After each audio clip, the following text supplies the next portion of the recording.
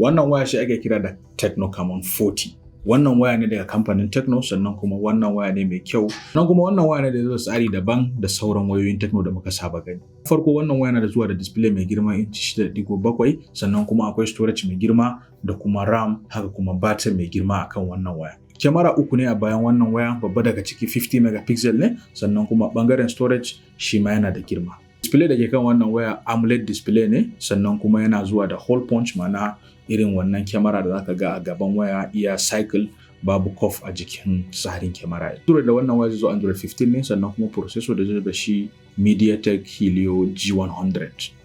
A bangaren storage zai fara daga 128 zuwa 256 gig, haka kuma a bangaren RAM duka suna zuwa akan 8 gig. Daga cikin kyamarorin da suke baya 50 megapixel ne, sannan kuma kyamaran daga gaba 32 megapixel ne, wanda aka yi tsammanin selfie mai kyau daga kan wannan waya. Wannan waya zai zo da fingerprint on the display, ma'ana a gaban waya a kasan screen, sannan kuma zai zo da batir mai girman 5200.